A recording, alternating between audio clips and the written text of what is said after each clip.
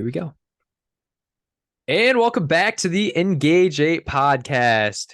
Some behind the scenes stuff that has delayed an episode output. I think it's been a week now.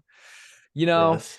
Robby over here. No, it's been like a week and 2 days. Robby over here, he decides to get sick on us. And he's like, yeah, I can't record.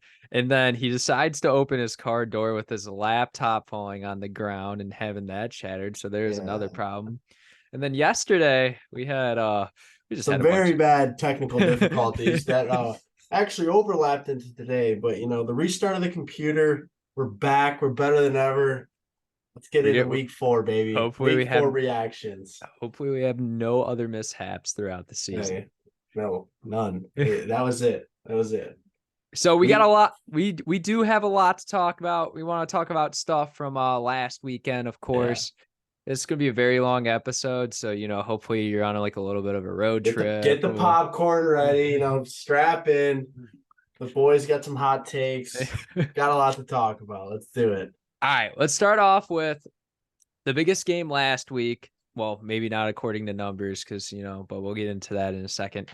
Ohio State versus Notre Dame, game on NBC, ended up in a 17-14 victory for Ohio State. Definitely a lot of takeaways from that. Ryan Day might be the most emotional coach now in college football. Not something I would see in 2023, but hey, man, he got the victory. A very good back and forth game. I think that both teams, they showed their strengths and they showed their weaknesses at the end of the day. I think both teams are way better defensively than I anticipated, and both worse offensively than I anticipated as well. I think McCord, this is something to really get his confidence going to begin to, brew something special maybe here down in Columbus. I think that, they got 2 really big games on their schedule now to look forward to, with that being Penn State and Michigan. I think they can handle Penn State just fine. I don't see Penn State posing too much of a threat, but that Michigan game, if McCord's, on and rolling, because yes, he only had one drive, but that's something that I don't think a lot of quarterbacks in their first year, I don't think Stroud or Fields would have done that the way that McCord handled that. I think that shows a level of maturity. I agree.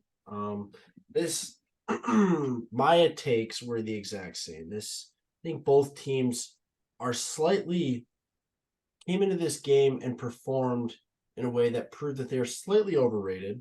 Now, I will draw that thought back a little bit with that last drive that Ohio State had. That was impressive. Kyle McCord showed guts. He showed the entire country that, like we said, or like you said, Notre Dame's defense is a lot better than we thought they were. A lot better. And to go down, I think it was over a 70-yard drive, no timeouts, and utilize the best 2 receivers right now, probably in the country, they were playing their strengths so well. Marvin Harrison had an off night the whole night, was hurt. He even shows up in that drive. We're not going to talk about the Ryan Day reaction. That's embarrassing. Lou Holtz is 80-something years old, man. Figure out something else to motivate your team.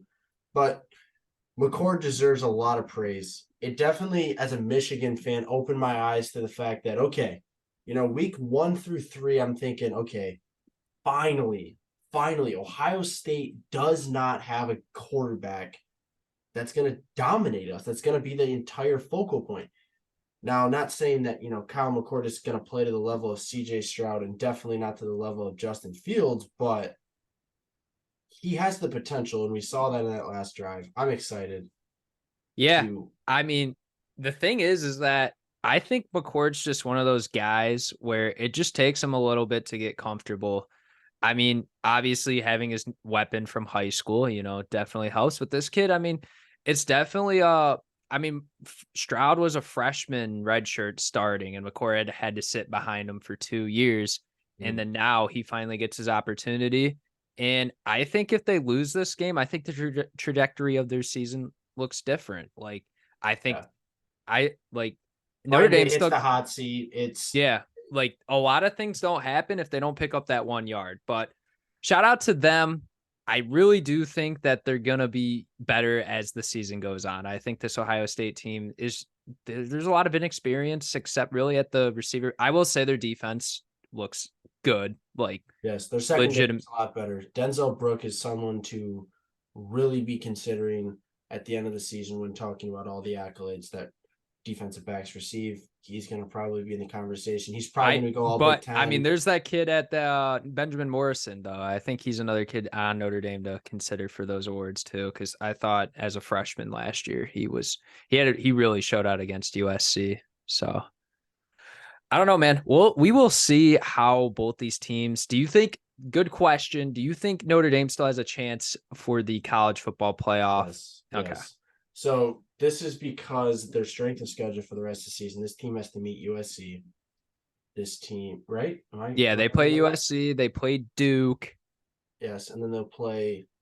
Uh, Oh no, not Colorado. think it's Clemson that they play Is it this. Clemson? Let's pull this up. I want to say it's one of those teams, maybe But even a Florida. regardless, and I mean, if they got blown out by this Ohio State team, I'd say no. But they literally like it came down to first of all, Marcus Freeman and the whole personnel Dude, department not come having a. on.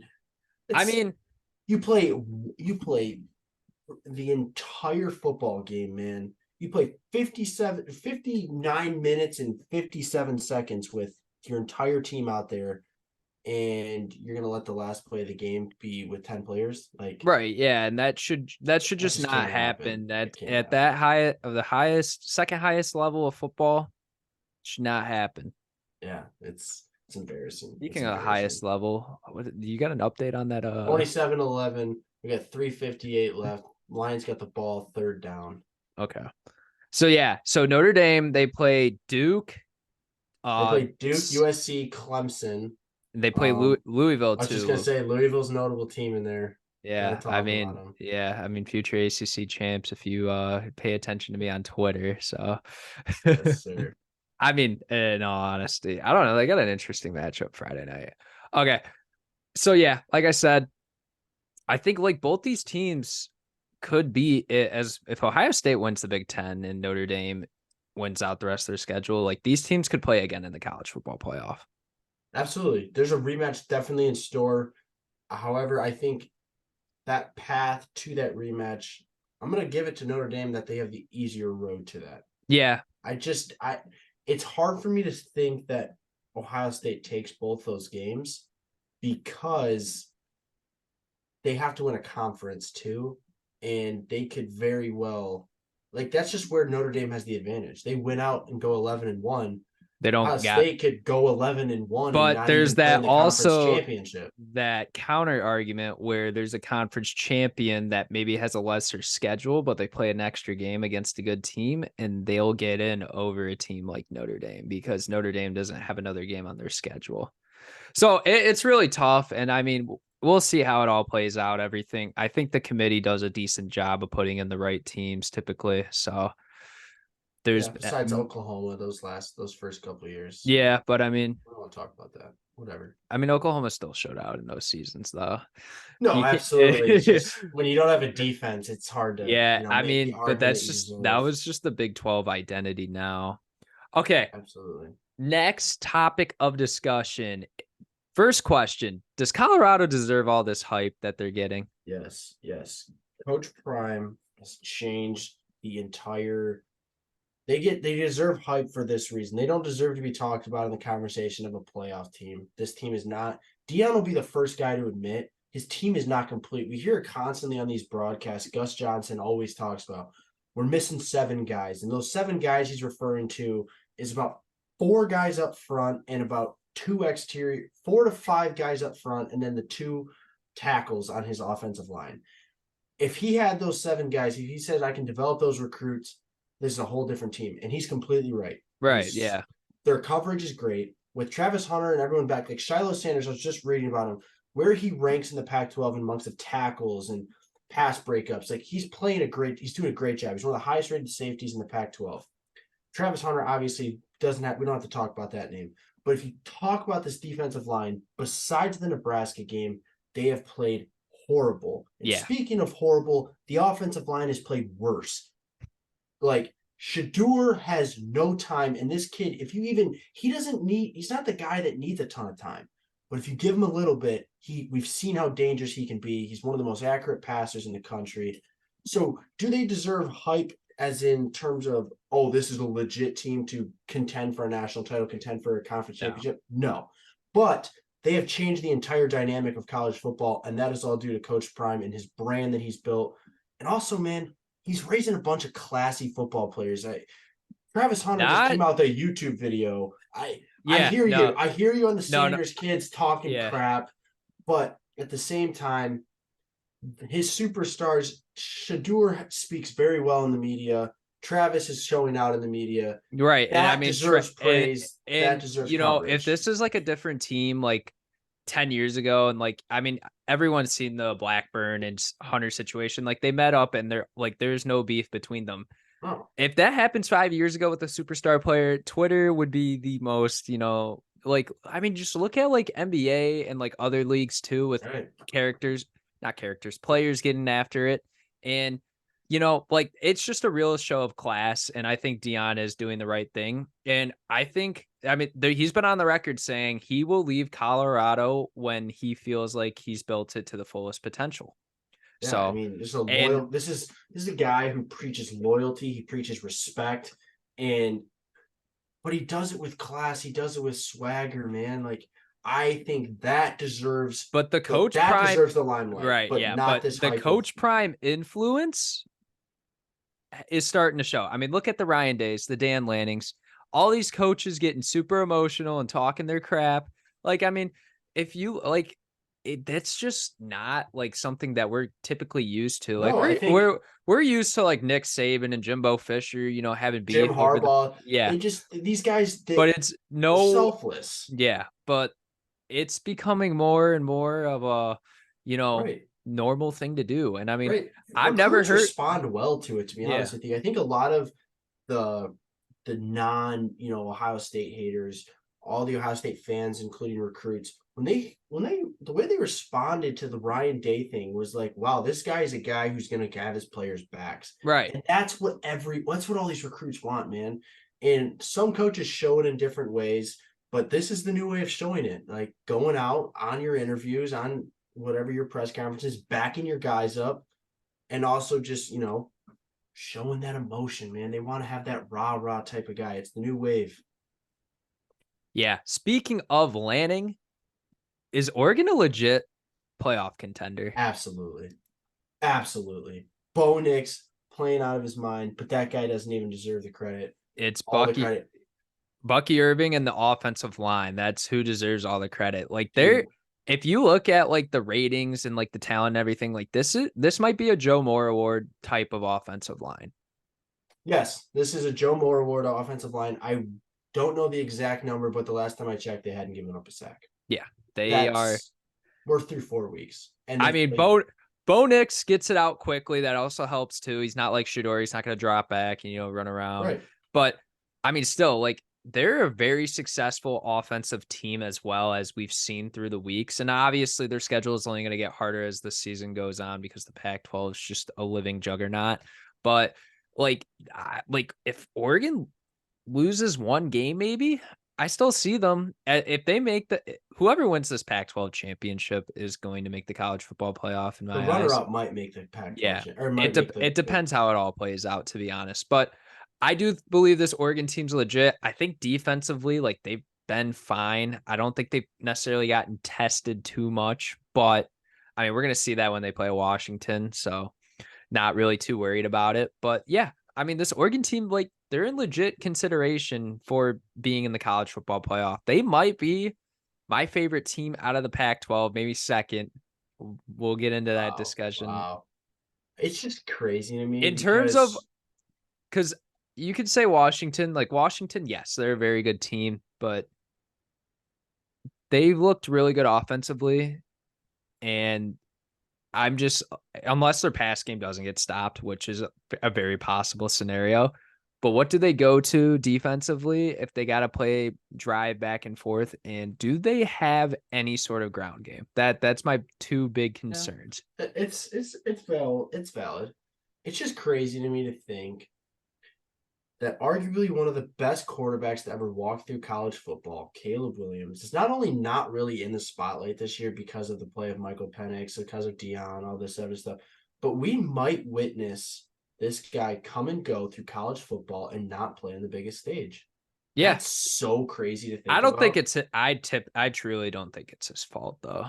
No, it's not. It's the defense, man. I mean, the Well, fact I that if you look up every single Lincoln Riley team ever assembled just throughout the want to say that. past 10 years, like they don't play defense. Like they just have No, never been a defensive team. And if they've had a good defense, it's because they don't have a good offense.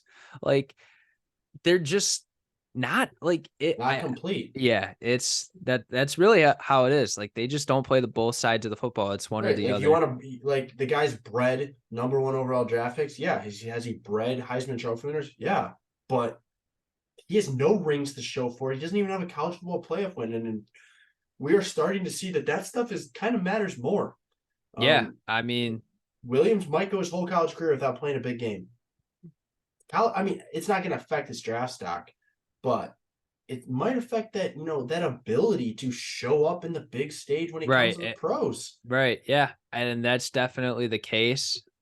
I think it'll take him a couple years, whatever team he gets drafted to, but Yeah. the Jets could use him for sure. Absolutely. Holy cow. Yeah. Anyone can play on One that team right maybe now. maybe he'll make an off-platform throw that just makes his draft stock go crazy. Maybe that's what Caden Slovis will do if you. I'm just sneak dissing out here, but anyways, all right. I kind of wanted to talk about the SEC as a whole conference because I think there's a lot of disappointment. Obviously, you have Georgia, right? I mean, they still look relatively good. I wouldn't say They're great. boring, but yeah, they're good. They've been relatively good. They've had one scare against South Carolina, but South Carolina's got the best quarterback in the SEC. So, There we go. I was but just gonna say, the let's throw that out there early. yeah, That is the best Spencer quarterback, Rattler is the best quarterback in the SEC. I don't want bar to hear none. No, any opinion arguments otherwise. Like he's still doing really good statistically with one legit receiver and no line. probably the worst offensive line, maybe second worst if you want to say Vanderbilt's worse. But yeah, other than that, this conference sucks. Like Yeah, this is the worst we've seen the SEC in so long. and Like I can't remember. watching that Ole Miss Alabama game, like yes, both those defenses are okay. Like I think Alabama's defense is legitimately good, but their offense just does not support them. Like in that Texas game, if Jalen Milroe had more down to down consistency, like that game goes a little bit differently in my opinion. If they have a Mac Jones, like that game goes like not necessarily Mac Jones. I think Mac Jones would kill any college player right now, but a style quarterback of Mac Jones, like going through let's just go through all these teams individually. You got Georgia. They're good. Like I don't think, and They're we're not gonna going win the to, conference. yeah. Like And their schedule's really weak. And me and Robby have talked about this a lot off the record. We're not you going to should see a get full, punished. yeah. Like they're not going to get to see someone full strength, or they're not going to give a team their full strength until SEC championship, Right. probably. Like this is the only team in the country that I think unless it's like non-contact or just this team is not going to come into the playoff hurt. They're Yeah. not going to come into conference championship play hurt. Like you can expect the full guys out there, and are they ready for it? Maybe, maybe not. Maybe this team really is just like the level they're playing at against these mediocre teams. Maybe this But really is also just as good as this typically like team is. the SEC is a little bit better too. So they really don't have to worry about an out of conference schedule because their conference is typically good. And that's They're just not, typically really good, and yeah, this like is they're not the best conference. And I mean, you could make the same argument for the Big Ten in terms of like, yeah, there's three teams at the top, but who else, you know?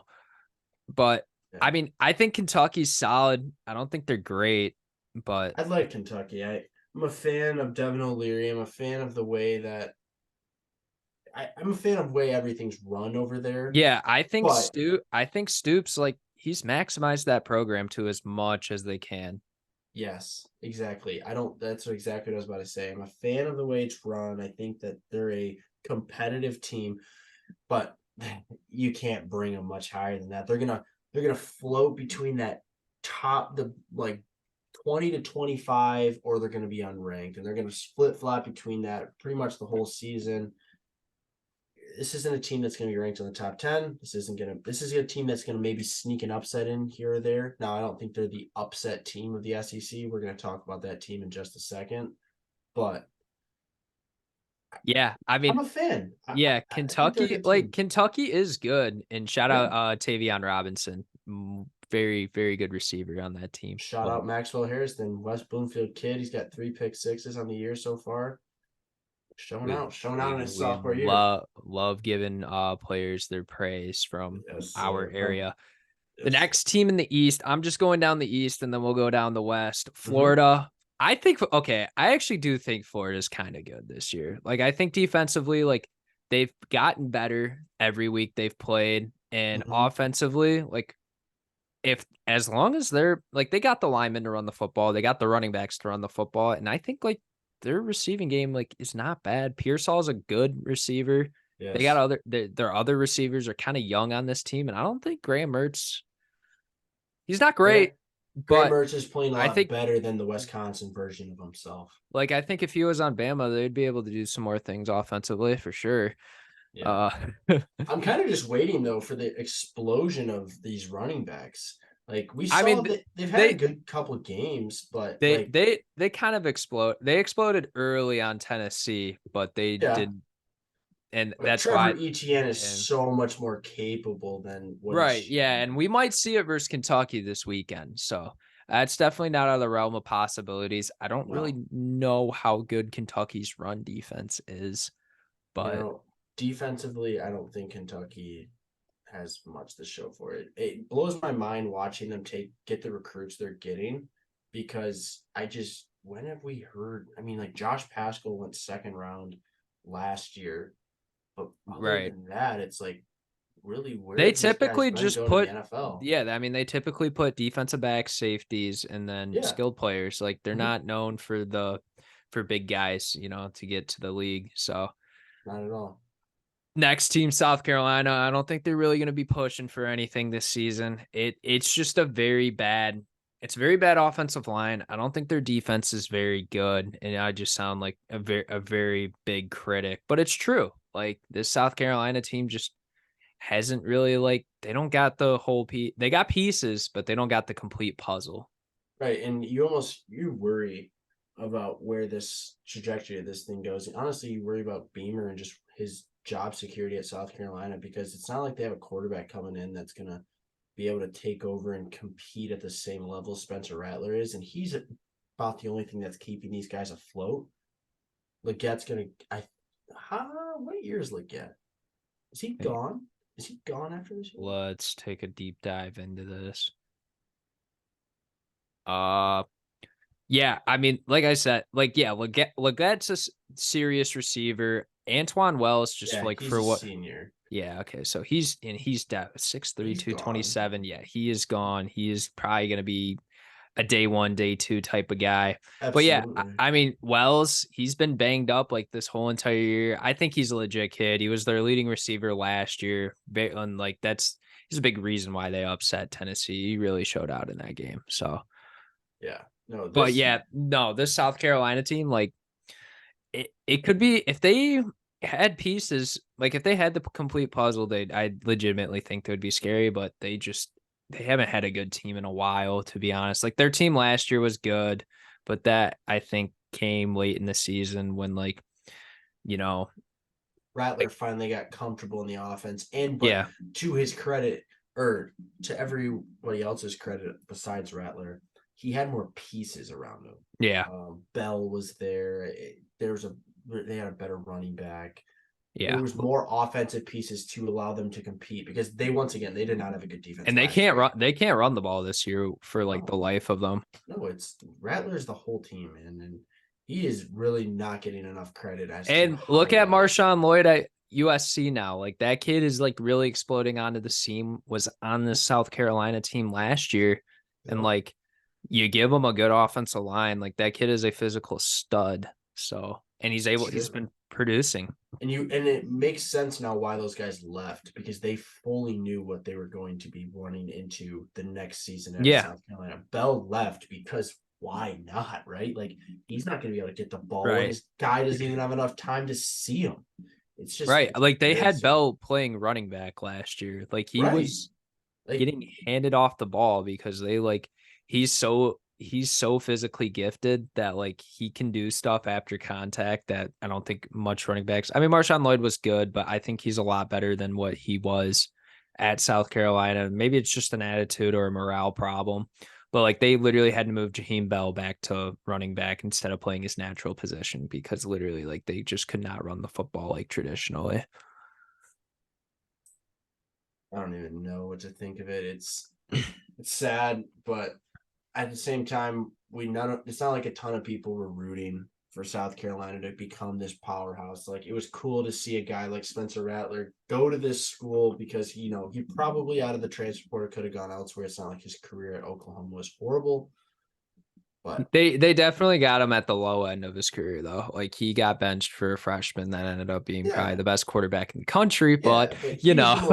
he was the most toolsy. He was still so toolsy Yeah, and and I just mean he still had all the talent. People were just really concerned about the character of him. And I yeah, mean, he matured a yeah, lot, a and he's lot. gonna He's be going to get drafted, and he's yeah, probably going to he should go be into a at situation that is going to benefit him. yeah, Jets This hit is his a guy line. that I don't know about the Jets, but I think this is a guy that, like, I mean, the guy that's playing on Thursday night right now, we're watching a guy, Jordan Love, who got to sit behind a veteran for a while and learn. I think that's what the role Spencer Rattler gets. He learns he matures even more and also develops the parts of his game that he's lacking. I think that's IQ. I think that's decision making, and Yeah. I mean, he's but going to land in a you great can't really situation. tell if he can make those decisions or not because of, what's Right. being So The I don't pro, know. It's definitely he's definitely kind of he's definitely a guy looking forward to the pros now because his team is just not putting up the pieces offensively to really help him. And like I mean it's making his draft stock look really good, but I guess that's a positive takeaway from it. But yeah, yeah. all right, next team, Missouri. This team, the Lampers kid, really good. But and I mean, I really like Brady Cook. I really like kind of how Missouri's like played out through this season.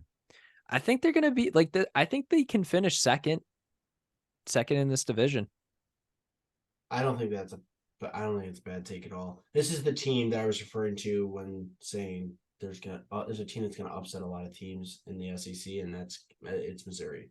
Yeah, This is like a this team, like they beat a Kansas State team that I yes, still really like. Like I do think Kansas State like has a chance to compete. yeah. We both agreed Yeah. that Kansas State did not deserve to get taken off of the top 25 after that Yeah, loss. they definitely shouldn't have. This Missouri team's more than like their quality team, and they've been building their program for a while now. I mean, they've kind of been like floating in that bowl 6-6, 7-5 range, but I think this is where they finally like hit their stride and take that next step.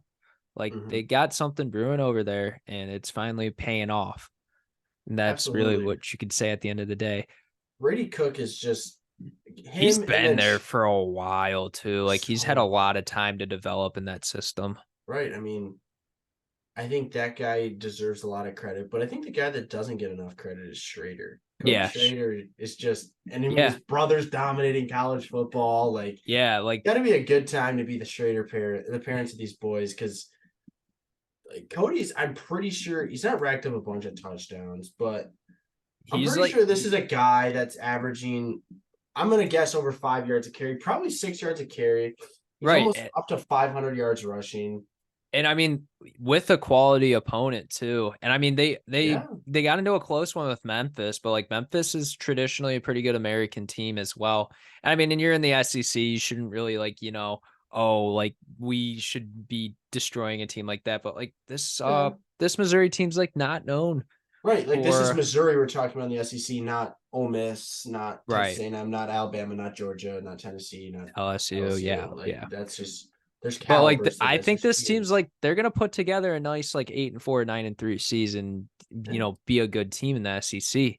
They're gonna get like they might give Georgia like a run for their money a little bit and like until the end. And I think Georgia's gonna That's what I think. That's yeah. exactly what I think. This is a team that's going to go toe to toe with some of these bigger It schools was like because it was like Kentucky 2 years ago. Like yeah, it's just gonna be kind of one of those teams.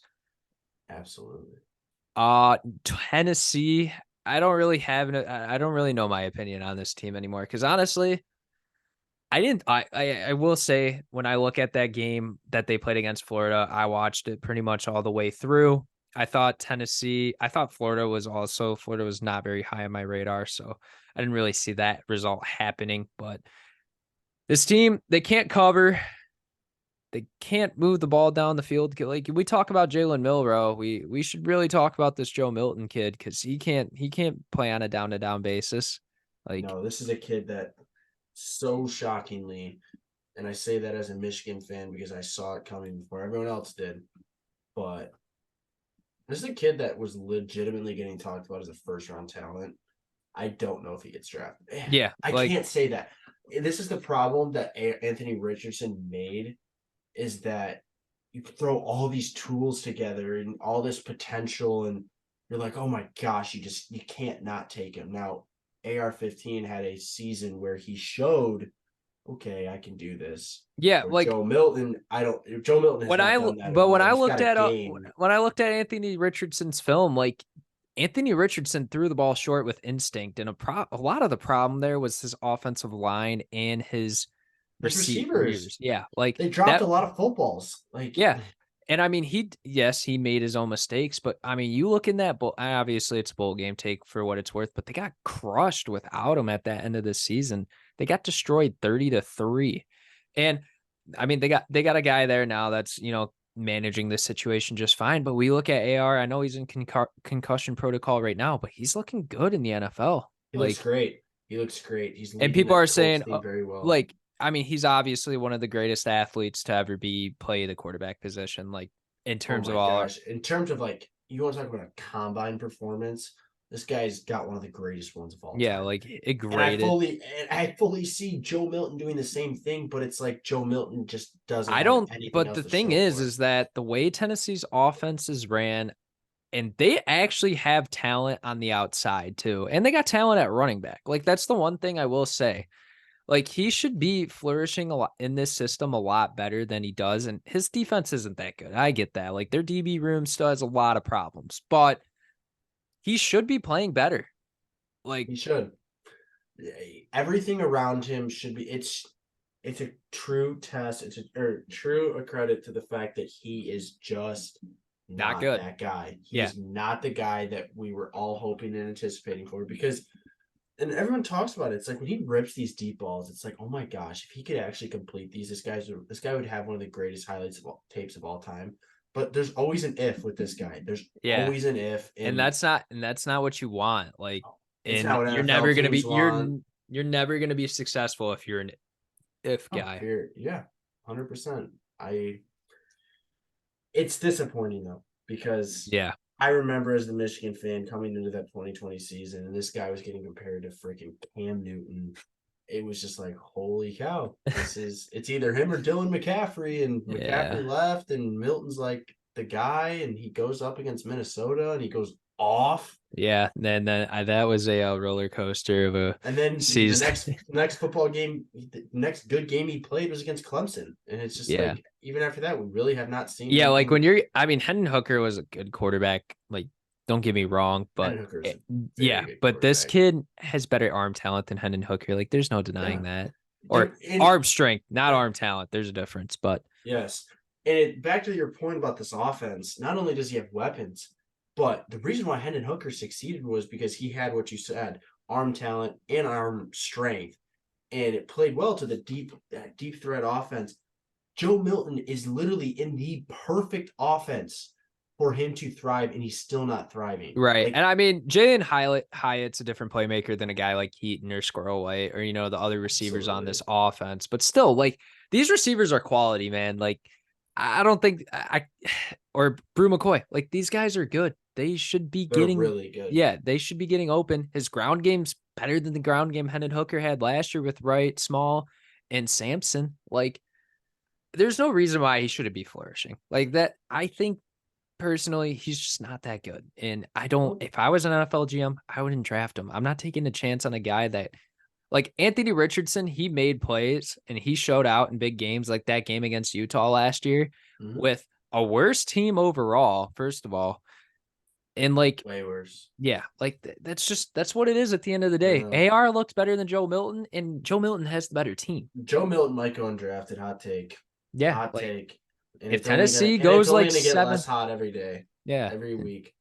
unless Tennessee has a big performance against someone and Joe Milton somehow beats Georgia, like that's just not going to happen. I'm not really. Nico's got a better chance of beating Georgia. Let's be for real here. I don't know. He's a little too young for me to want him to go out No, there. he's Only he's because I just don't. Yeah. Oh, he's a little small too. Yeah. Vanderbilt, no room to talk about him here. They don't get any spotlight. Shout out to AJ. yeah, I was just gonna say shout out to the quarterback. Yeah, AJ Swan. LSU. I don't know what to think of this team right now, to be completely honest with you, because they look good and then they don't. Malik Neighbors looks like he's going to be one of the top receivers. Yeah, like Malik Neighbors, arguably top receiver in college football right now. Yeah, and I mean his counterpart's good too. Brian Thomas, like he's also a really good receiver as well. Yeah, he's averaging more yards than him per carry. I just expected more firepower out of this team. I expected Jaden Daniels to just be better. I expected this. He's okay, but he's been playing. He's been playing fine. Yeah, but see, I agree. But firepower is why they didn't. It's why they lost to Florida State. It's why they can't throw a ball deep, man. Yeah, I do agree on that. They really struggle to push the ball downfield through the air. Like, and Harold Perkins, I mean, I just want to see this guy's stats in comparison to the rest of the country because I feel like he's still just being violently over or underused. And 15 tackles, and 2 sacks, 2 forced fumbles, which is pretty darn good. But yeah, I mean, the way he was used at Florida State game is just wrong. It's a crime. But I mean, I don't think these LSU DBs are bad. Like, we can say that they're bad. Really bad. They're really bad. And like, I mean, you got Perkins and guys like Wingo, like those kids, phenomenal. Like they're going to be first round talents. But LSU, I think like they still could put it together and like still be. They can still come out of the West. Like I don't think they're gonna lose maximum 2 games. Yeah, this isn't going to be a 9-win team. This is going to be a 10+ win team. They're still a good football team. Like, yes, there's just no firepower. This team, we expected firepower. We expected the plays that we saw when they beat Alabama. Like, that's what this team. That's why they were ranked so high. That's why the game was so highly anticipated against Florida State. They just don't have it. And that's okay.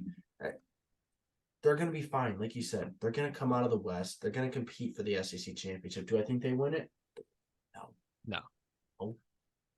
Hot take: Nussmeier should be the starter. Okay. Anyways, I don't know. I let like Nussmeier cook. Yeah, he honestly, I wish Jaden Daniels went to the draft this year and Nussmeier got to play, but I think Jaden Daniels is still a good quarterback. I just don't think he's a floor riser. I don't think he's a ceiling riser. He's a floor riser. I think that's how you look at him. It's a great take. The Duke can run the football though. Duke can run the football. He can make plays with his feet, and like I say that in a way where he can also get outside, and make throws, like and extend when he's plays. Outside of the pocket, he's dangerous, but not 10 yards plus down the field. And that's where their offense would look a lot different if they could have somewhat, because they got a top 2 duo in the country, like not like top 5, top 2, like top 5 duo. Top 5 duo in the country. Like, they should be having more explosive plays. I should say. I will say that. Next team, there's nothing wrong with the offensive line either. Yeah, their offensive line's like legitimately good. The next team, Bama. I think what I take out of that Ole Miss game is Ole Miss is a lot worse than what I thought, to be honest. Like I they did not look good in that game. They could not No, move the ball. And I mean, I think that's just a testament to really how good Alabama's defense is that's going exactly through. what I was about to say. Yeah, like That defense is pretty darn good. yeah. And Jackson Dart, do I really think he's that bad? No. I'm not saying Jackson Dart. I'm saying the offense as a whole. And Judkins is banged up, and that kid's different when he's fully healthy. So that also takes it into a different part. Like he should be making more plays after contact. And I mean, Ulysses Bentley's not a bad running back, but he is not Judkins, who I said going into the season is the best running back in the country. I was fully on board with it too. Yeah. Judkins was he is so good and he will be so good. Yeah. But yeah, it's hard to play hurt, man. It's hard to play because he is And these receivers totally are the like, I mean, future. Franklin and Pearson are both banged up. They've had injury problems throughout the season. So I think also part of it is you going into a big game and you really haven't played as a team together. Like that's just definitely a factor in why they didn't succeed. I think 100%. defense, like, not let's stay on the Alabama topic because we'll get to Ole Miss, but Alabama wise, like they can run the football with Rodell Williams and McClellan. Is it pretty when they run the football? No, they're both pretty downhill backs who are just going to run forward, press up on the right stick and just put their head down. But I mean, like, I think Hale looked really good. I think Isaiah Bond's a solid receiver. I think Yes. like Milrow, he has flashes, but I think the way that they game planned against Ole Miss and kept it on under 40 points as a game total, like that's how they're gonna win games. They're gonna win games the lesser the total is because they're not gonna. Winning time of possession is going to Yeah, be huge for this yeah, and team. they can legitimately run the football. Like this offensive line, not the traditional Alabama offensive line, but they can run the football. They do a solid job of it. I think their pass protection's I but truly think we're going to see more Jalen Milrow running the ball too, because right, yeah. I I mean, truly do think he is that a the time of speaking possession of with great athletes, like Jalen Milrose, like really good. he is, dude. This is a guy that I do think falls under that category of a floor riser at this point in his career. Now, do I Right, think but he can but rise up? he can make the big throw. And Exactly. I think that's Exactly. honestly better than him playing on a down to down basis, even though that's something that's very critical of him. For this Alabama team, you just need to make a couple big plays and be able to run the football. Like that's how Yep. good your team is. Your defense is that good. And they're not going to be at a championship level this year. I've kind of already accepted the fact. Maybe they are.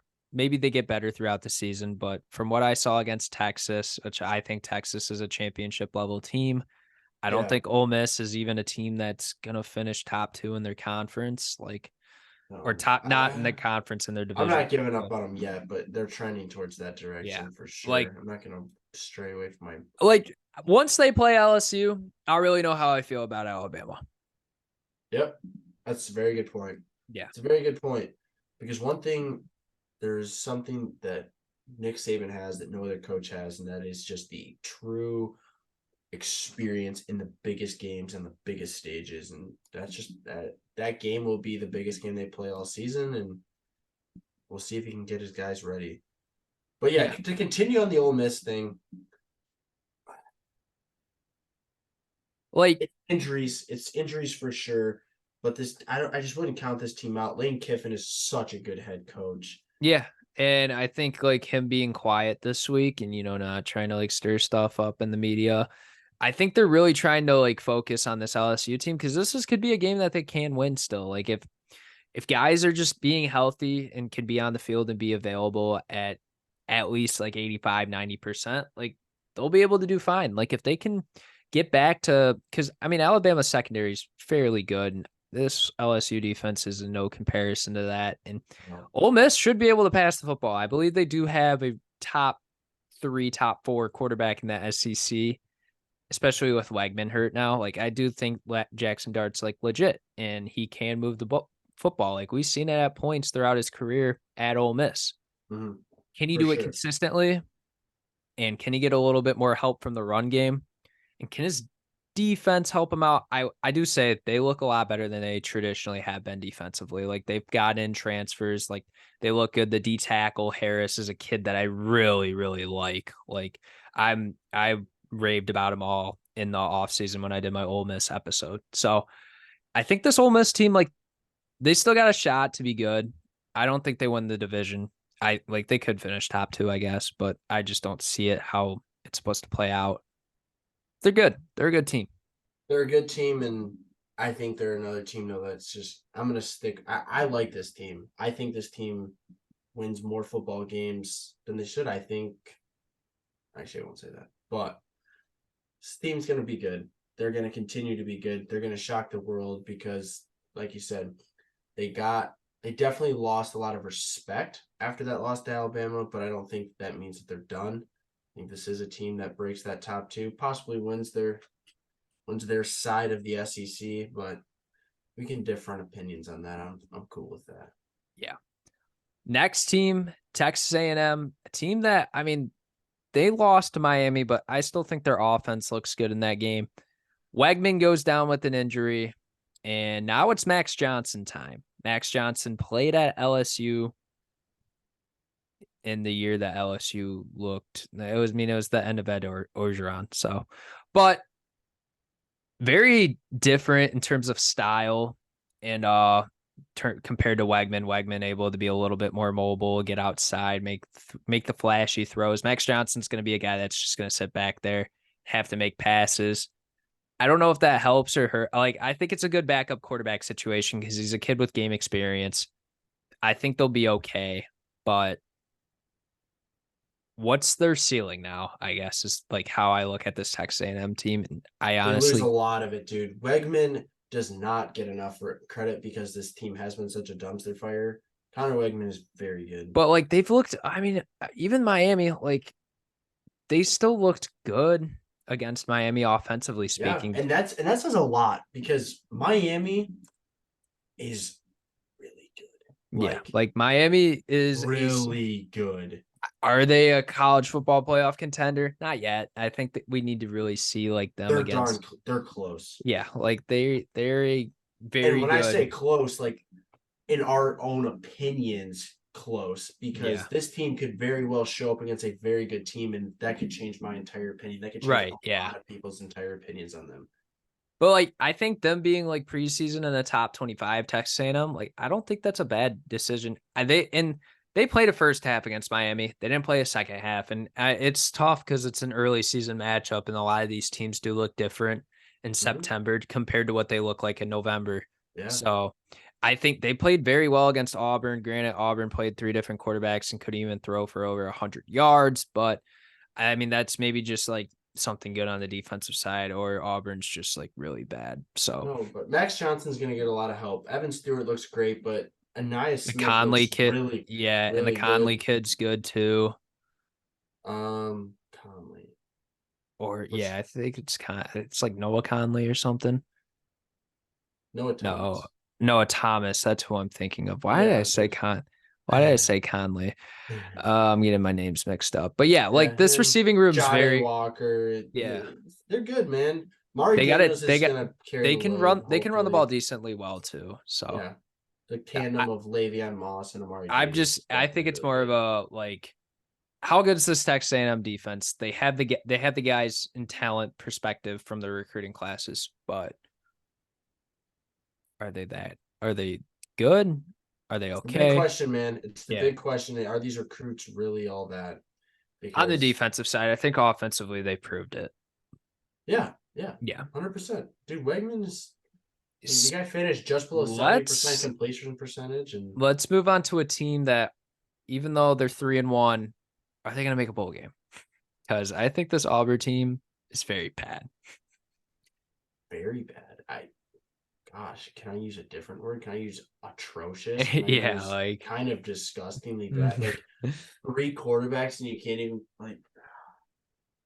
honestly, it's not like, I mean, they can kind of run the ball, but they don't This do it team like can't do anything, it's dude. yeah, it's just a very bad situation. Hugh Freeze like takes this team was terrible with Harsin last year. Like I don't think there's any like saying that otherwise. I think defensively, like they're okay. They're fine, but that doesn't matter when They might only win 3 games this year. yeah, like I think they lose to Georgia, lose to LSU, lose to Ole Miss. Mississippi State, kind of a coin flip there. I think they're kind of on the same talent level. Vanderbilt, coin flip. I think they lose. I think Arkansas is better than what people give them credit for at this point in the season. They're Mexico definitely State. better than Okay, that. they'll beat New Mexico State, hopefully, and then they'll No, lose to Bama. But yeah, I like this Auburn team is bad. Like very bad. Very bad. they're 3-1. Like you should be beating Cal by more than a single possession if you're an SEC team. Cal's bad too. Cal is a very bad team. Oh man. Yeah, Arkansas, they looked good against LSU. They looked good against BYU, even though they come out with a loss in that game. And I think BYU is just they're a very underrated team. Like they played well against Kansas. And, I mean, they come out with a loss, but I mean, Kansas is a top 25 football team right now. So, and I don't think BYU is too far off, to be honest. no. Yeah. So, Arkansas, like they could get a win this week. I think it's very possible. They could be Texas A&M. So, especially with Max Johnson having his first game, starting for A&M I don't this know year. about that. I don't know about that. I mean, they almost beat LSU. I think LSU's on a different level than Texas A&M. And I mean, defensively, they're okay. So, Yeah, I, I we'll hear you, see. but KJ is just no. I don't know. KJ hasn't looked too bad. He's not looked horrible. I mean, his completion percentage is definitely pretty good, but the run game is definitely a problem. Yeah, run game is that's something that it's got to Like be addressed there. And what right, they're in Fayetteville, yeah, Fayetteville, yeah, okay. Fayetteville, something like that. Not as cool as Jonesboro. Shout out to Arkansas State. Anyways, There you go. and then the last team, Mississippi State, I don't really got much to touch on. Like that's just a very hard situation to take over Shout in out Will general. Rogers though. Yeah, Shout Will out Will. Rogers. He's gonna be a pro. Oh yeah, oh good football player, man. Deserves a lot of respect. Kind of sad that he's seeing him kind of waste a college career over there at Mississippi State. But like you said, he's gonna be a pro. It's all gonna work out for him. Yeah, he'll be fine. He's put way more than enough on tape to show that. All right. Very, very interesting question. Who are your college football playoff contenders? Who do you think has a shot to still make it?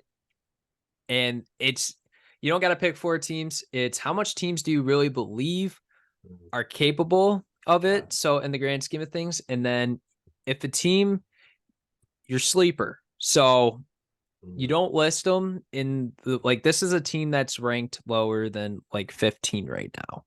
And, all plays out, everything goes right. Like a TCU team. Who is the TCU of this year? That would be I think that's the best way to put it. Yeah, for sure. So, So so you the go. top. Yeah, I'll go you first. go first. Yeah. So the top 4 in the AP top 25, I think all 4 of them are contenders here. Contenders are going to be teams that we're going to be in week 12, week 11, and they're still going to be in the hunt for this thing. So I believe that is Georgia, Michigan, Texas, and Ohio State. Scroll down even a little more. Florida State's going to be contending. They're going to be probably in the ACC championship. I don't see why that doesn't happen, even though they did look shaky against Clemson. But we're starting to see Clemson become a better team. Washington, obviously. This is going to be a hot take, but Penn State is not a contender because I think that offensive line is too weak to withstand against Michigan and Ohio I mean, State. they have the size on the offensive line. They just have not played to their potential whatsoever. I will say No, that. and there's just not enough there that is completely developed. They're close. Penn State's right there, and the future of Drew Aller is so bright, but I'm not giving them that contending spot. I'm not and also because of the way that the Big Ten is formatted.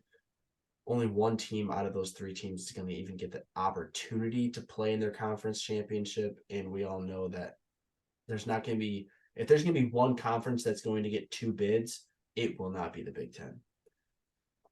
Scroll down, USC. I agree. They're a contender. They're always going to be a contender with Caleb Williams. Oregon's 100% contender. And then after that, it only goes to Notre Dame. So I'm gonna go with what would that be? Georgia, Michigan, Texas, Ohio. 19 Yeah, no, 9 eight teams. teams. Eight Okay. teams. So Notre Dame, Oregon, USC, Washington, Florida State, Ohio State, Texas, Michigan, Georgia. Okay. Those 8 teams are 8 or 9 or whatever that is. Those are my contenders. Okay. And And then your sleeper team.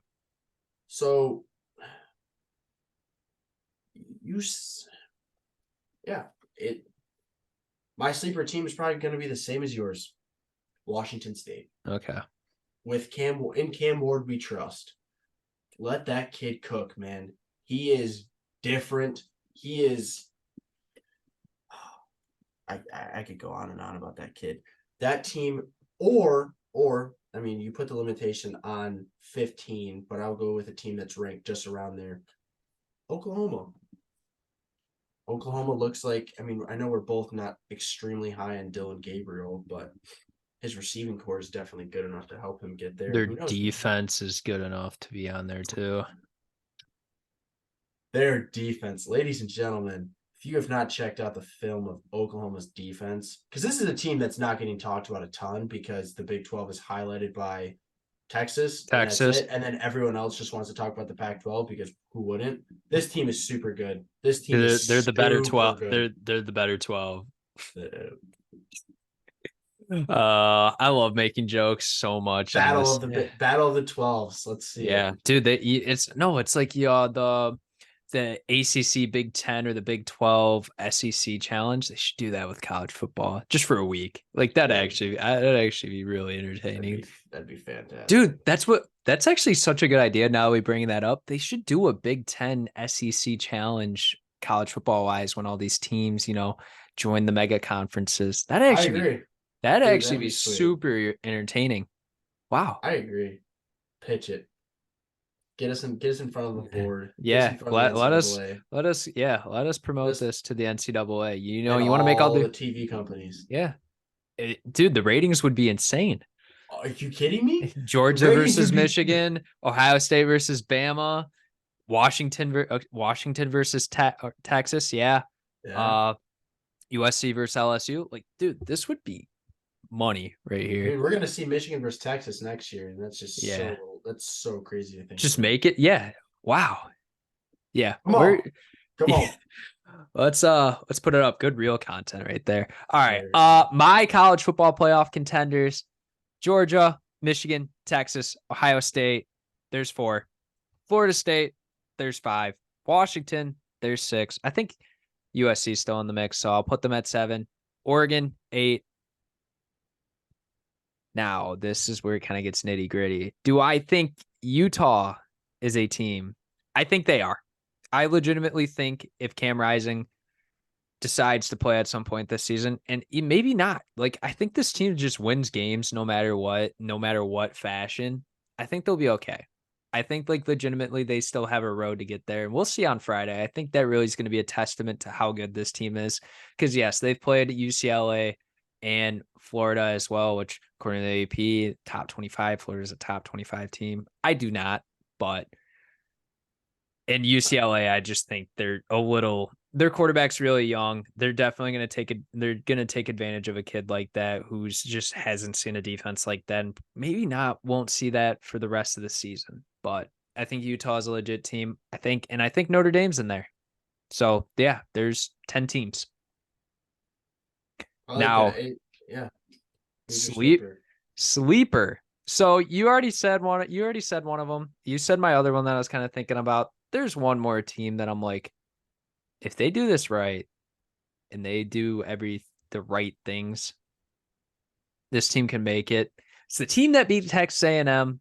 It's Miami, man. I really do think Van Dyke.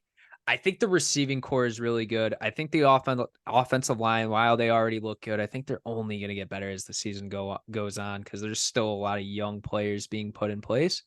I think the defense is like decent. Like I think they're actually like their secondary's fine.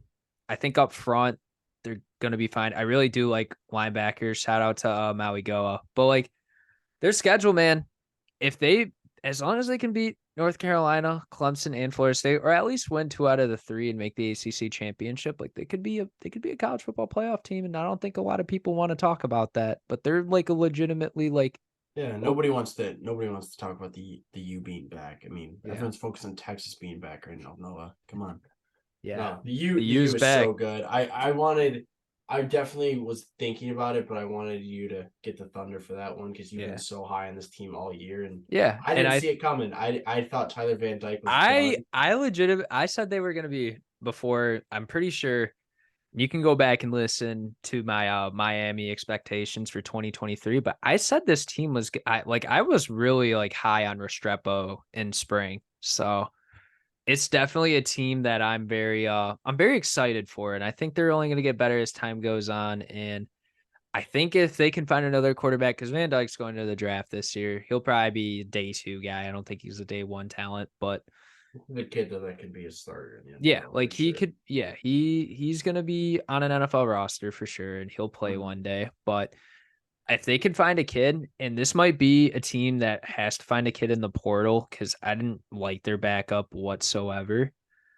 Uh, I think they have a nice recruit coming for them though. I mean, they were in the mix for Rashada, but that That news didn't is happen. that news is old, you But know. then Rashada, he could transfer because Yeah, he that's a could. dumpster fire over there. Yeah, I mean that's the okay. We're already getting way too ahead of schedule for talking about potential transfers. Uh okay, next topic of discussion. If you had a Heisman ballot right now, who would be your top 3 Heisman candidates? Michael Penix, just kidding. Uh that kid deserves it Yeah, unanimously he at would this be point. he'd be my number 1 right now too. Yep. Michael Penix, I mean, I hate to say it, but it's true. Caleb Williams is on there. Yeah, okay, yep. But You're uh 2 for 2 with me so far. yeah, I know you're third. I'm not gonna say you're third though. If it is who I think it is. Are you thinking Cam Ward? Well, no, I was thinking yours is Louisville running back Jawaan No, Jordan. it's not gonna be Jamar No, but Jordan. it's Cam No, Ward. no, Yeah, no, no, it's no. Cam Ward. Yeah. Cam Ward. So in that order, to be honest with you, I think it actually goes Penix, Ward, Williams, and I think it's just because of the pure situation that Ward is in. I mean, dude, Caleb Williams walked in. You could almost say he was born on third base with the team he was gifted at USC last year, Yeah. and then now this year. Ward doesn't have that at Washington My State, my and he's third's putting up different, just as so I'm gonna let you finish this out because I have a different kid at 3. yeah. So and like I said, Ward, he's just in a worse quote unquote worse situation, and he's making better of it than a lot of guys would. I'm not saying his team's bad. No, no, I understand what you're But saying. like the resources he has available, the coaches that he has available, like what Cam Ward is doing NIL. is special. Exactly. But No, he's got weapons around him. Like but Josh Kelly and Kyle Williams are some freaking freaks on that Washington freak State athletes, team. man. Freak athletes. That And team's like, yeah, like I really like you kind of stole it with the college football playoff contender sleeper. Like I do think that team's gonna cause havoc in the Pac-12 and only make it oh my such a better dude, conference. dude. My I'm so so excited to my watch third that. kid's Quinn Ewers. I do believe that Texas would not be the same team without him. I don't care what you have to say. Malik Murphy's got Joe Milton written all over him, in my opinion. Uh Wow. There's a yeah, take. yeah. But He's uh, young, so he is really young, and yeah. he's got a high ceiling. I think I would like to see him play legitly on a field and not play in a spring game. That's just my personal opinion. And he's probably not going to get that opportunity at Texas. And Miami, go hit his line. But anyways, I love trolling on here. But no, in all seriousness, like I think Ewers is up there. I was considering Cam Ward and I was considering Jordan Travis as well. Interesting. And Bo Nix. I think I might go away from the quarterback position. My instant thought is to go to a guy like Jan Coleman, Yeah. Roma Dunze. Malik Neighbors.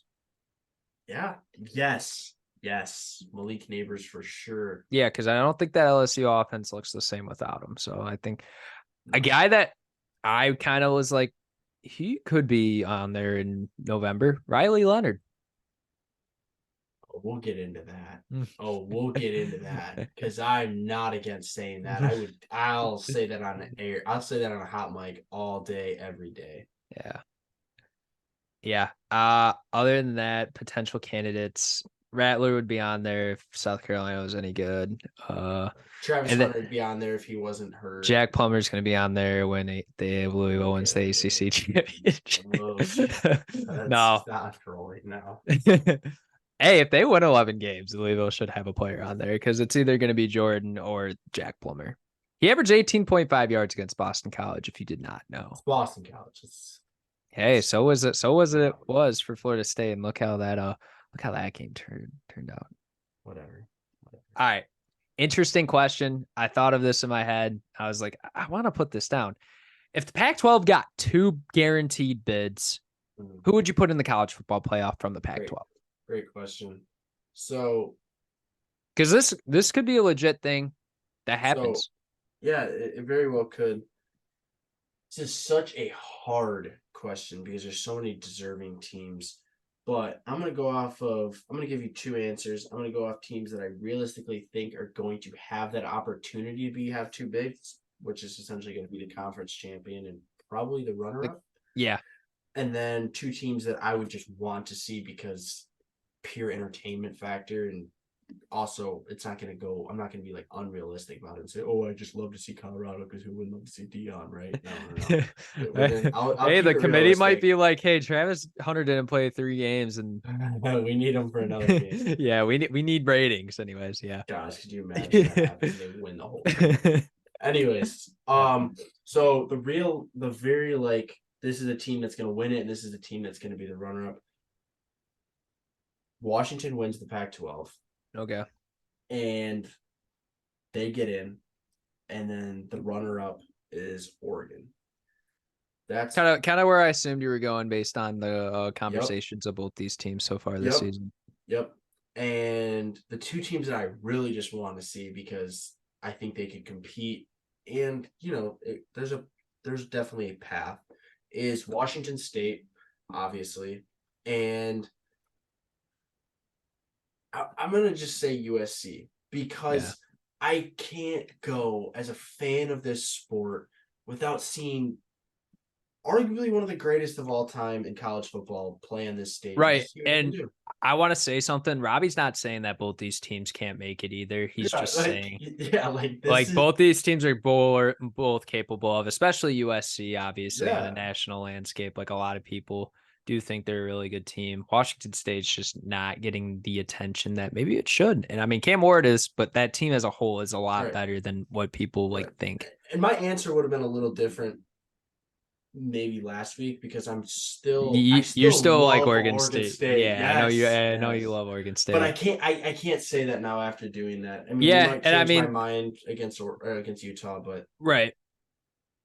Yeah, I mean my 2 teams, Washington, and I think Utah would be the runner-up. Like I really do like this Utah team. What Whittingham's doing over there is something like no one else in the Pac-12 I think could do. No one could be defensively dominant and still win games. Like if you look at every single other team, USC offensive based, Oregon, they're balanced but more offense. Washington very offense. Washington State offense. Oregon State balanced.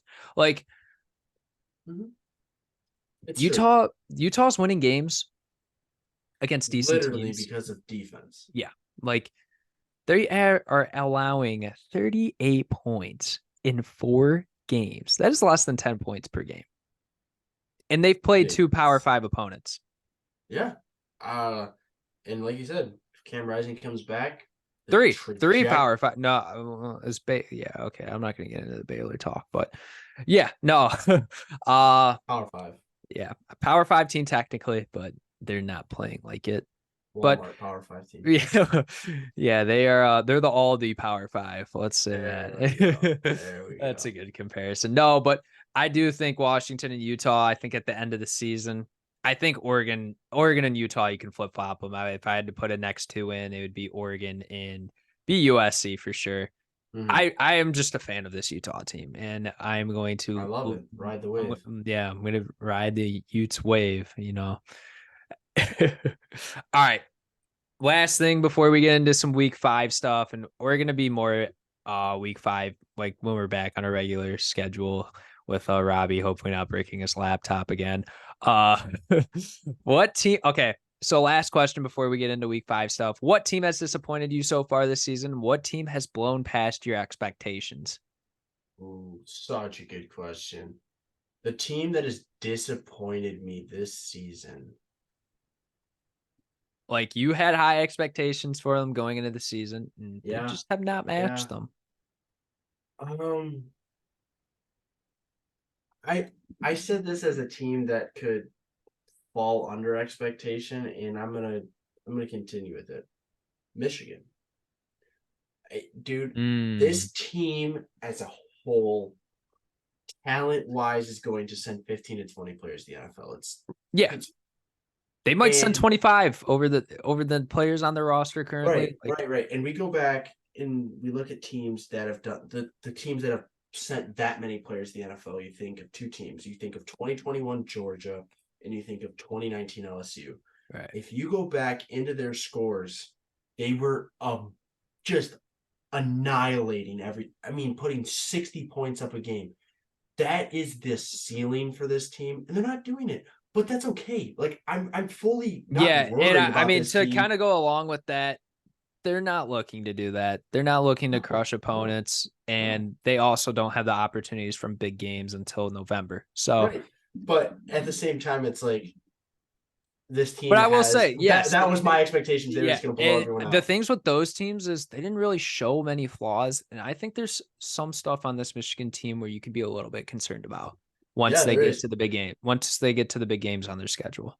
Yeah, no. There definitely is. I would say that this offensive line is not synced up well enough, and that is affecting the play of Donovan Edwards and Blake Corum. Even though Corum's playing well, and Edwards is just off to a slow start because there's got to be something inside of him that's just saying like you're not using me the right way, and I'm sure he's not voicing that as much because that's just not who he is. But I do believe he's not being used in the right.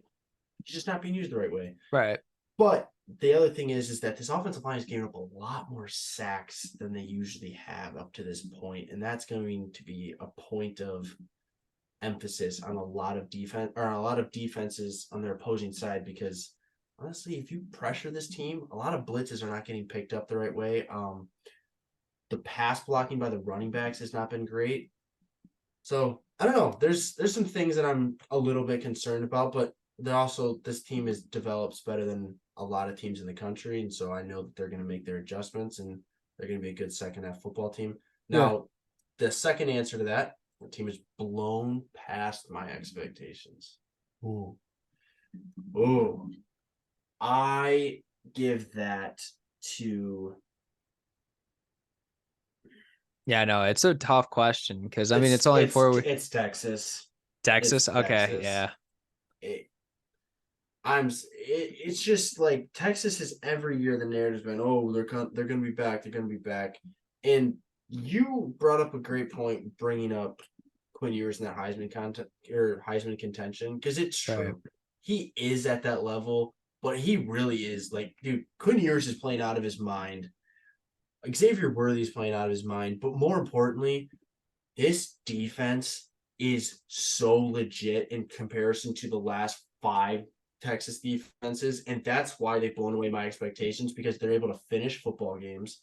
And honestly, they're not even just letting teams get close to them. Like, even though the scores may not show that, there's dominance on that side of the football. Yeah, no, like there's legit like they might be like a better than above average defense. Like they might be an elite defense. Yeah, and the defensive line is, I think, the highlight. Yeah. All It's right. I'm excited for them. Yeah. It's Texas is when Texas is good, man. College football is good. Yeah. Then they're definitely ratings will attest to that. All right. Absolutely. My team that's disappointed me so far this season, kinda, I feel like it's on everyone's at a national level. USC. I think USC has been legitimately disappointing. And I wouldn't say anything offensively, to be honest. I think offensively, if not, they've looked better than this season than they do. But the problem is that defensively, they look just as bad as a whole. I will say they have improved. I think their front seven, front six looks good.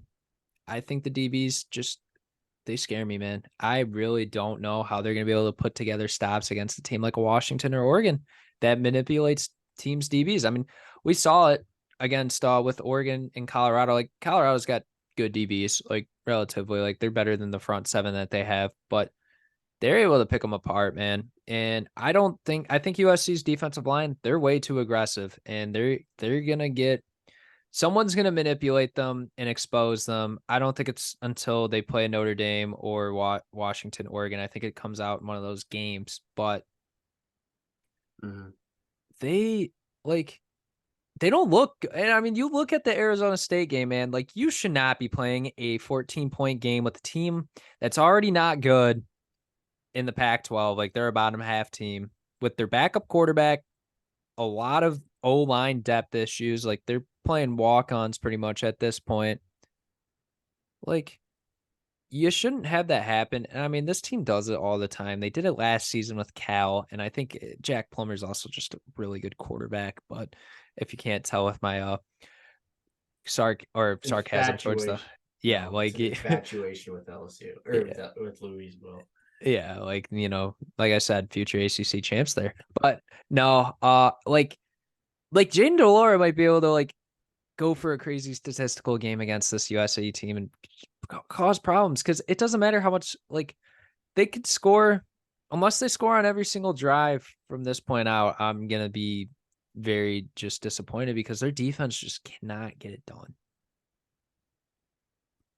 against teams that they should be embarrassing, dude. Because and they should be the primary West Coast team too. Like yeah, like and they're not even recruiting well on that side of the ball either. Like right. they're nothing about this recruiting trails have said like, oh well, just wait. Like Malachi Nelson will finally have a good defense or whoever the heck steps up as quarterback after Caleb Williams. Like no, there's no future there. It's gonna be the ultimate downfall as to why the genius coach of Lincoln Riley will never get a ring. He may not ever win a Pac-12 champion. He's never going to win a Pac-12 championship. Like, well, yeah, because the Pac-12 doesn't exist after this year. Exactly. But I mean, could you argue that in USC joining the Big Ten, like they're gonna have to put defenses together because it's a different brand of football in the Big Ten than it is to the Pac-12. But I think there's two teams that could compete in the Big Ten right now for a Big Ten championship. 3, and USC's not one of those teams. No, not at all. You got to play both sides if you want to be a good team, man. And especially in the Big Ten. Like, yeah, well, not just that, and just in terms of powerhouses in the nation. Like, if you look at every other team in the top 10, like Georgia, good defense, Michigan, good defense, Texas, good defense. Who's the fourth team? Ohio State. Ohio State's got a good defense, man. Like, or Florida State, like their defense is good still. Yeah, their defense is good. They just yeah. Penn State's defense, good enough, especially in the secondary. Washington's defense, I think, is good enough.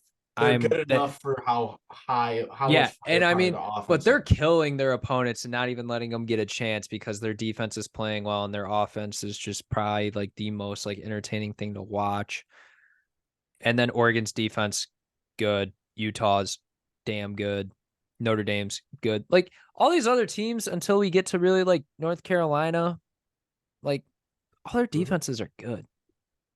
LSU, well, okay. I think their front seven's good. I think you concern that back part of the secondary. But other than that, like to be like, and they have probably a top 3 offense in my opinion when it comes to like, yeah, USC's like Marshawn Lloyd, Caleb Williams, Zachariah Branch, Taj Washington, Brendan Rice, all these kids on the freaking They're offense just are they're so just studs. talented and good. No, And it doesn't matter. their receiving room is Like, yeah, disgusting. like it's not gonna matter because they're gonna be freaking.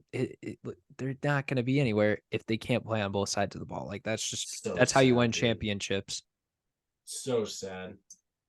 Yeah, and then my team that's blown past my expectations, Oklahoma, man. This team, I really did not think they were going to be that good coming into this year so far. And then granted, they haven't played a legit opponent yet. Like, I mean, Cincinnati, I think you should be blowing them out a little bit more, but I'm excited to see this Red River showdown between them and Texas, man. Like, I do think Oklahoma's got a shot in that game with how good, considering how good Texas has been. Like, I think Oklahoma's a legit team.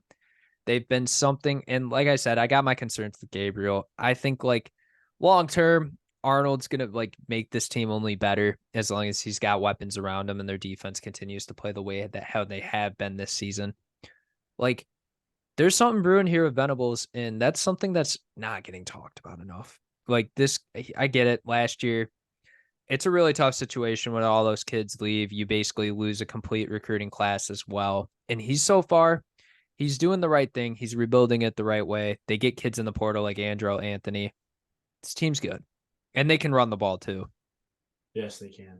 I agree because they were not ranked in the top 25 at the beginning of the season. Am I wrong? I think they were like low, like 20s, I want to say. Either way, I mean the expectations were not high. They were There's not actually a high. way for me to look at this preseason. Here we go. They were ranked 20th in the pre. So like they've jumped up 6 spots, but I think they're better than the 14th team in the country right now, for being honest. I think they're better than Bama and LSU. So I agree. I'm really excited when this team gets taken over by Jackson Arnold too, because that's just gonna yeah, like Jackson raise the Arnold, like level in the plays that he's gotten this year, he's looked really good.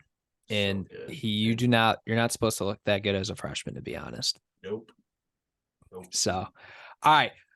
That's it for all the non stuff happening this weekend. This is a very long episode, by the way. I think we're probably at, let's take a look Yeah, at the go time here. go refill.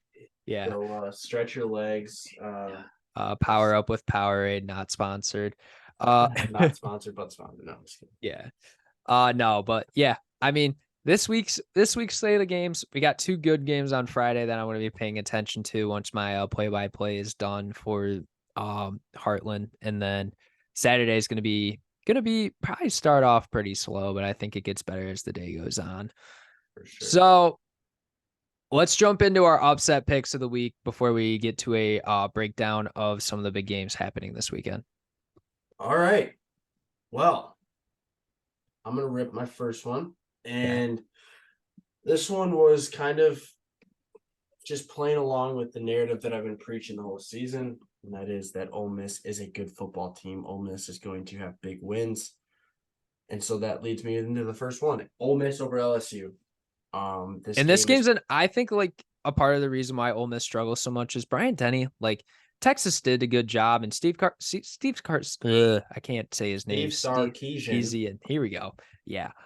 He knows that environment. He told his players kind of how to handle it. Like, I mean, Lincoln Kiffin was under Nick Saban too, right? Yeah. Oh yeah. But Texas is also a different brand than Ole Miss and has, For but sure.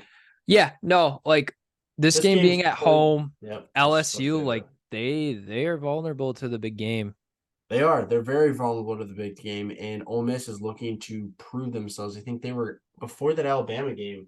A lot of people were talking highly about Ole Miss because Jackson Dart was off to the great start, and you're just seeing flashes of greatness. They have the talent everywhere to like be a very good Right. football team too. Like And I don't think they want to lose that spotlight. I think Lane Kiffin's gonna not do it. He's gonna do everything he can to not lose that spotlight. And this is Right. their opportunity, and I think they're going to take advantage of it and play well. This is a perfect opportunity. The over/under is at 67, so this game's gonna be high scoring, and I fully expect it. But I fully expect Ole Miss to come out. I could see it taking an alternate route where both teams could struggle and their defenses can show out, because I do think Ole Miss has a legit defense, and Ole same Miss thing. has a legit defense, but LSU doesn't. Yeah, they Yeah. Yes and no. Not to the strengths that Ole Yeah. Miss plays. Ole Miss's strength is the pass game, and it's gonna get Yeah. lit up. My first upset pick of the week, definitely a homer pick, but I also have some actual logic behind it. Michigan State and Iowa. Iowa sucks. Straight up. Iowa They're sucks. horrible. And at this point, Michigan State, they've played 4 games. The kids that are going to leave are going to redshirt and take their extra year of eligibility and hit the portal. And the kids that are going to play their hearts out under Harlan Barnett and D'Antonio and the rest of the staff there while they look for their new head coach. I mean, there's a lot of freaking drama there with Mel Tucker right now. Like I saw something got released today that he's filing for wrongful termination. So Yes, he's fined for the wrongful termination lawsuit, and that will yeah, be taking place in the short future. it's just an ugly situation there at the higher levels more than just what happens on the field, sadly. But I think it's something where Michigan State, they're gonna try to get like they're gonna still try to make a bowl game. Like I don't think this team could be on quit watch, and I think if they lose this game, they lose every game going and the rest of their schedule this season. Like to be honest, like they're Absolutely. yeah, like I think they could take a part of this Iowa team. The spreads, I think, at 12.5 or 12. Iowa can't move the ball. I think Michigan State, like, if they can do one thing, they can stop. They can stop the run. Like, I think that's one thing to look at. And also, Iowa only has 14 total catches to the receivers this season. Army has like 20 something. That is like a service academy shouldn't. We both knew after hearing about the news of the type of player and person that Cade McNamara was, you knew this thing's gonna be a dumpster Yeah, fire. like So Iowa might be a team on quit watch because the Ferences probably don't want to be in college football now with everything happening, and they're a little bit more old school, especially with the style play and how they handle the media and everything. Like this, I get it; it's an Iowa City, but I think Michigan State can seriously walk out of there with an upset and kind of get some good vibes in East Lansing after everything that's happened. I agree. I agree. I would love to see it, to be honest, because I'm all for the just complete just tanking of Iowa after, you know, I'm not going to call anybody out on Twitter, but there's a special Michigan fan who decided to hop on the bandwagon, and I thought that was just hysterical, and I just couldn't wait for them to actually show their true colors, and that was that they still suck no matter what, no And matter the who road to comes in. 24 is probably not going to happen anymore either. If No. yeah. All right, give us your second game, Robby. College game day is going to show up, and the boys in Durham are going to show out. This is the beginning of the Okay. campaign for Riley Leonard to be in New York. Give me Duke. Oops, this goes against your Notre Dame can make the college football playoff. If they lose this game, they're out. Sorry. I'm sorry. This is the week that I'm going out on a whim. Dude, Durham, I'm confident in my first Durham's upset gonna be pick. a fun place in November if Duke continues with this success. Are you kidding Holy. me, dude? This place is Dude, gonna there's light gonna be a on party fire. like 4 times a week between their basketball team and their football team. Absolutely, absolutely. Oh man. Yeah, I mean that would be something very excited to see. Not my personal prediction coming out of this game, especially because I think Notre Dame's going to play with a little bit more of a chip on their shoulder now that they have negative media spotlight on them. And I think Marcus Freeman's going to do everything possible to not allow any mistakes happening, and they're going to play their ass off. So that's Dude, just me. I don't know, man. This I is a would love to team see of it though. Like Riley Leonard would be like top 3 Heisman if that happens, if he plays very good. absolutely. But I'm here Duke, for it, man. yeah. And one thing is that Notre Dame's outside receivers, they don't play very well. And Duke might have the better receiving core, and I think they could take a part of that. I think Notre Dame's secondary is pretty good though. We'll see what happens in that game. definitely gonna be something that's gonna be on the reaction show. So if you want to hear our take after that on the game, make sure to listen to next Monday or Tuesday or whenever we decide to Yes, record. sir. Robbie decides to, have a working piece Hey, of hey, hardware. hey, we're chilling. Like I said, this is a one-time gig. It happens. You move Hey, past. All definitely right, not gonna. Noah, what's the second one? Second one, South Carolina versus Tennessee. Give me the Cox because Go Cocks, baby. Tennessee sucks. I said South Carolina sucks, but I really do believe this Tennessee team is just not Worse. good. I think this Tennessee secondary is like very bad, like group of five bad in terms of play. And I Yeah. think Spencer Rattler's going to take a part of it. I think Liggett could potentially go for like 200 yards and like 2 touchdowns. Like, seriously, Tennessee's not that good of a team. They do not deserve to be in the top 25 whatsoever. Get them out of there. And this game's going to really prove it that they don't belong to be in there. Mm-hmm. Agreed. All right. Love it. Some other games to point out. Obviously, the Notre Dame Duke game. I like you said, really good Riley Leonard show. Like this is how good This Riley is just Leonard going to is. be a good football game in Yeah, general, whether or not the prediction comes true. Like, I think this is I'm like very, these two teams are very properly ranked. Let's put yeah, it that way.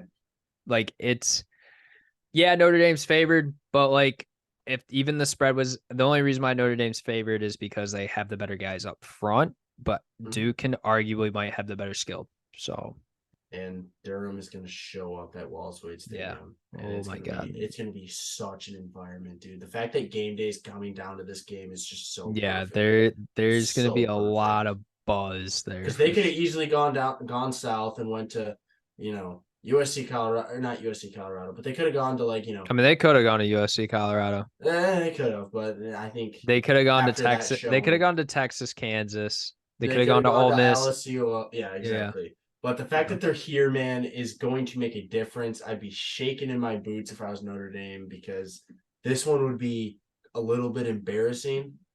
And like you said, this would kill it. And This there would would be kill the some college Marcus. football. There would be some legitimacy to Marcus Freeman in his position Yeah, at Notre and Dame. then Marcus Freeman takes the job at MSU, and you I think, was just gonna okay, bring that up too. You come caught me. on, baby. All right. I'm not speaking of the Texas Kansas game. I think that one's gonna definitely be intriguing. I really do like Kansas. They're good on the defensive line. They've got a ton of transfers. Jalen Daniels is a legit quarterback. Dylan I'm excited to Daniels, see. so I think legit. I think Texas is definitely going to come away with the win, but I think it's still entertaining and it's going to be a little bit. It's going to be Big 12-esque football. That's what it's going to be at the end of the day. Absolutely. Devin Neal too is such a fun thing. It's such a fun guy to watch. Let's put it that way. Yeah, This guy's averaging almost 7 yards a carry. I'm pretty sure he's like tied for third in the country in touchdowns, almost up to 400 yards rushing. This Kansas team can give this team a run for their money. Dude, I think they come away with the win. No, no. Quinn Ewers is too good. This And whole that's team not saying is that so Kansas good. isn't good. Like I believe that they show out a strong showing against this Texas team. They should be ranked in the top 25. So, 100%. and maybe It's they come away with the upset. That would be crazy. That would be the lead of next week. It uh is. Syracuse Clemson. I think this is if you're gonna be, doing nothing on a Saturday other than maybe grilling and watching some college football. I think this is something you can put on at noon, man. If you don't want to watch Dion, if you think everything that Colorado's doing is wrong for the sport, then go watch some Clemson Syracuse because it's gonna be a low scoring affair. And Garrett Schrader, is he gonna get this Cuse team to 5-0? And is Clemson, that would really put, Dabo in just like the ultimate low of his career. I'm excited to see this game, actually. Like, it's at the Dome. I just love Garrett Schrader. Yeah. I'm such a fan. I Like really let's liked the on this Syracuse team wagon. as a whole last year, too, with Yes. Oh, Sean Tucker. absolutely. So Yes. I think this could be an entertaining game. We'll see how it plays out. Battle of the They're gonna get Oranges. my view over the Yeah. Colorado I game. mean, I'm going to have multiple screens on at that point, but Yeah, but we'll see. I mean, Florida, Kentucky, another good game there. Definitely. Two teams in the East that they're going to be pushing for that second place spot, like legitimately. And I'm excited to see what Florida does. I'm also excited to see because I haven't had caught too many eyes on Kentucky this year. I've watched 2 Florida games now this season, so I kind of have my evaluation of them. I haven't watched too much Kentucky this year, so that's definitely going to be a game I want to be checking out. For sure, for sure. And This is going then to be an interesting week. yeah, like I think there's a lot of like good middle of the pack matchups. I think on tomorrow night, 2 good games as well. Utah, Oregon State. That game is I'm going to be watching with full attention. Like I don't care about Louisiana Tech and UTEP. Both those teams are UTEP's really bad. Like there's a reason why the ticket price is low as $4. My high school admission games cost more than that. That says something. Absolutely. I mean, I get in for free, but and then I mean, I'll probably watch some BYU Cincinnati. That'll be a good game, hopefully. And then Hopefully. Louisville NC State. I think this game kind of matters for Louisville to see really how good of a team they are. This test the caliber for sure. Yeah, for sure. I think they beat NC State though. I don't think NC State's good. Oh my gosh, Jacksonville State won in overtime against Sam Houston. Wow. I didn't care. Jacksonville State. Shout out Jacksonville State. I'm pretty sure they're like what 3-1, 4-1 now. 4-1, man. First year in the FBS. Only loss coming to Coastal so far, and Coastal is kind of a legit team too. They beat three FBS opponents. I mean, it's UTEP, Eastern Michigan, and now Sam Houston. So here we are. Ooh, they play South Carolina. Wow, that would be such an awesome story. They beat the Cox. Holy, okay. We're definitely getting a little bit ahead of ourselves. Any other games that you wanted to point out, maybe? Or I wish there was. I mean, I'm gonna give a shout out to some great group of 5 teams out in the Sun Belt. Georgia Southern not Georgia Southern, Georgia State and Troy. Yeah, I think that's gonna be a game that I'm gonna have my eyes on a little bit. But other than that, no, this is kind of a week. I think Boise State and Memphis could be a good game, to be honest. I still think Boise State's a relatively quality football team. So absolutely. Definitely gonna have my eyes a little bit on that game. I think that Washington, Arizona is gonna be a really good game too. Too bad it's on Pac-12 network, but actually I think YouTube TV gets access to that. West Virginia and TCU could be a really good game as well. I really like CJ Donaldson. I have no idea about Green's status on West Virginia. I like both Trey Sanders and Amani Bailey, and obviously Chandler Morris as well. So we'll see what happens in that game. I think see week 5, man. It's crazy that we're already here. We're almost halfway through this thing, and yeah, I mean, it's just look ahead to next week. Is there any good game? Oh yeah, there's the Red River Showdown. There is okay. Oh yeah, next week will be definitely a. Oh, Notre Dame and Louisville. That's if Louisville dominates NC State and gets ranked. That's where College Game Day should go. And that's when Missouri, starts taking over the upsets and takes down LSU. Okay. We're looking a little bit ahead, but we're going so far ahead. But I just wanted to point out one more time that, and I know a lot of college football fans have got to be thinking the same thing I'm thinking. We are week 5. And this means we are about 45% of the way through the season. I don't think that there's a clear-cut team that I'm going to be like, yeah, this team's winning the Natty. I don't think there's a clear-cut 4 teams right now. No. I mean, obviously we have our opinions, and everyone's got a different opinion right now to this point too. Like if you listen to other than us, of course, like if you're a big college football follower, I listen to my fair share of media, whether it's podcasts or, YouTube videos. I hear a lot of different opinions and I kind of like to compare them to mine. And there's a lot of different opinions about different teams. A lot of people like Florida State. People hate Florida State. Teams like Ohio. People like Ohio State. It's so cool being in such a time of diversity in terms of just talent everywhere. And I mean, just differing opinion. Yeah. It's cool to watch. It's cool to view because next year's going to really change this whole dynamic of it, with it being a 12 team. And so it's a fun ride we're on. It's fun that we're, get to cover this so closely and have the privilege to, have a platform to share our opinions on. Right. And I mean, that just speaks to anyone. Like if you think you have a voice and you think you could talk about college football, like, hit us. First of all, you could hit us up too. Second of all, sir. Don't be afraid to get your voice out there, man. If there's anything that I will say is don't be afraid. it's, you know, you might be a little bit nervous at first, but I mean, look at us now. We're like about to fall asleep because we've been here for like an hour and 45 minutes, but Right. we keep it going, We man. grind, And, man. you know, there's, yeah, There's passion, man. You got to go for it. I'll tell you. I'll say that so many times. Chase passion. Don't chase comfort. This is you get a little uncomfortable doing this stuff, sharing your opinions, sharing just, I don't know, your voice, your face out on the internet, don't because be afraid to, man. oh, if you're passionate, man, go And for it. trust me, there's some ugly looking people in college football world too. Cam Rising's one of them. Shout out the man, the myth, the legend. About one of the ugliest college football players you'll see, but hey, Yeah.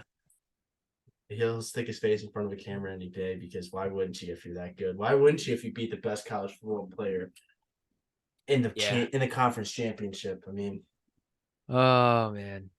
All right. If you have made it through this far, first of all, you're very loyal and I let's go. Shout appreciate out to you. you, man. Shout out. Uh Definitely gonna be a lot of content coming out of this on social medias. We're gonna try to get back up on that. Make sure you subscribe to our socials at X and Instagram as well. And then subscribe to the YouTube if you're already watching on YouTube, if you're listening on to a podcast platform, whether that being Spotify or Apple Podcasts. Make sure that you subscribe to the YouTube as well. And also follow us on TikTok as well at Engage 8 Podcast. Thank you for listening. Please, you know, enjoy your weekend of college football, man. Enjoy your weekend in general. It's going to be a fun one. And yeah, that's all we got to say.